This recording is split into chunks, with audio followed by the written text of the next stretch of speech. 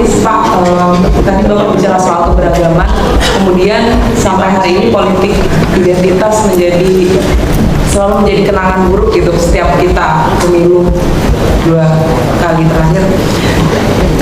Gimana kemudian nanti menjamin politik identitas tidak menjadi alat politik yang kemudian kembali menciptakan kenangan buruk untuk pemilu kita di tahun 2024. Terima kasih, Pak Anies. Kompas TV. Pertanyaan Kompas tadi. Menurut saya penting bagi kita untuk menyadari bahwa di dalam setiap kontestasi politik pasti ada polarisasi. Tidak mungkin tidak ada di dalam kontestasi itu.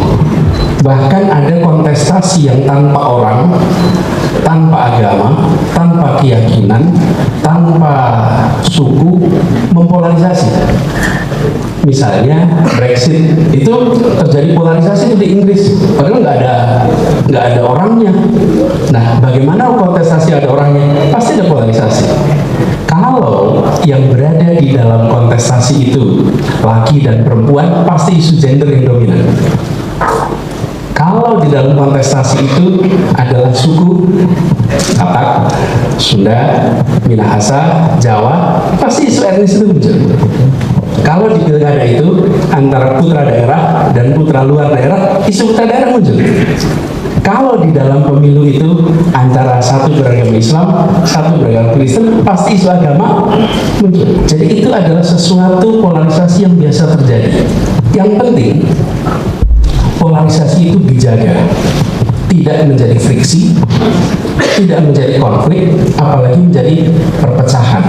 Nah, media seperti Kompas diharapkan menjaga agar polarisasi tidak diartikan sebagai perpecahan. Tapi kalau setiap friksi, setiap polarisasi disamakan dengan perpecahan, nanti menimbulkan persepsi yang keliru tentang proses politik. Karena di dalam proses politik pasti ada polarisasi. Selama polarisasi, dan polarisasi itu bahasa lain itu kutub. Bahasa lainnya kutub itu Kompas. Betul itu. Kenapa? Kenapa saya samakan kotak? Karena Kompas itu hanya berfungsi kalau tidak ada kutub di dalamnya. Tapi kalau ada kutub di samping Kompas, maka Kompas tidak lagi menentukan arah. Ya, betul ya? Coba bayangkan dulu. Kalau Anda, ini Kompas K kecil ya, bukan Kompas K besar. Ini Kompas K kecil nih. Jadi Kompas K kecil, Kompas itu penentu arah. Dia akan menentukan arah dengan benar bila tidak ada kutub di dalamnya, atau bila tidak ada kutub di dekatnya. Tapi kalau ada kutub di dekatnya, maka Kompas itu tidak lagi bisa menunjukkan arah. Karena itu penting sekali bagi kita untuk tahu fase ini. Jujur aja ya Tuhan, bagaimana polarisasi itu dijaga. Lalu apa yang dilakukan? Bagi yang menjadi pemenang di dalam sebuah kontestasi, dia berkewajiban untuk merangkul semua. Bagi yang tidak berhasil dalam kontestasi, dia menerima hasil. Dengan begitu, demokrasi akan mengalami kemajuan. Tapi kalau yang menang tidak merangkul semua, lalu yang kalah tidak mau menerima hasil, ya demokrasi akan rusak. Nah, bagaimana? Itulah yang kita kerjakan di Jakarta. Yang menjadi pemegang kewenangan harus merangkul semua, tidak lagi menengok dulu memilih apa. Itu juga yang harus dikerjakan ke depan, dan itu akan dikerjakan ke depan. Gitu ya. Terima kasih.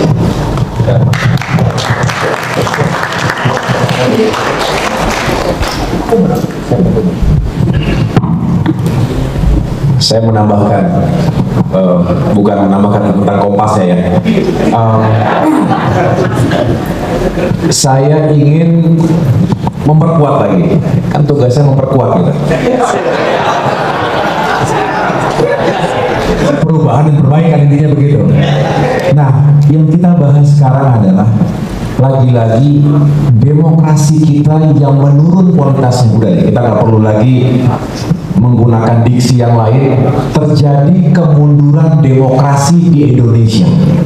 Ini bukan observasi kacangan atau hanya komentar sebagai partai oposisi.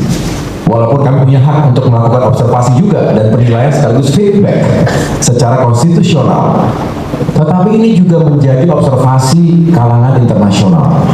Kita juga tidak harus mengatakan apa yang mereka sampaikan dan nilai itu adalah selalu benar. Ya tidak juga harus begitu. Tetapi apa iya sebagai warga dunia kita tidak mendengarkan pandangan dan feedback dari sejumlah negara.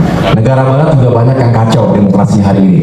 Amerika Serikat sendiri, negara-negara di Eropa banyak yang nggak bisa jadi contoh demokrasi yang baik. Tetapi kita juga jangan ikut-ikutan kemudian menjadi elemen yang akhirnya makin mundur ke belakang. Bukankah semangat demokratisasi itu tidak akan berakhir sampai kapanpun? Ini yang kita harapkan, bahwa demokrasi juga benar-benar dijalankan bukan hanya dengan ukuran-ukuran regularitas kepemilian. Memang kita setiap 5 tahun sekali melaksanakan pemilu, melaksanakan pilkada. Itu salah satu indikator, tetapi tidak cukup hanya dengan sudah dijalankan pemilu, sudah dijalankan pilkada. Pertanyaannya adalah kualitasnya bagaimana? Apakah benar demokrasi dan pemilu tadi melahirkan pemimpin-pemimpin terbaik, wakil-wakil rakyat terbaik yang bisa membawa perubahan dan kemajuan? Kalau tidak, ya kita harus koreksi.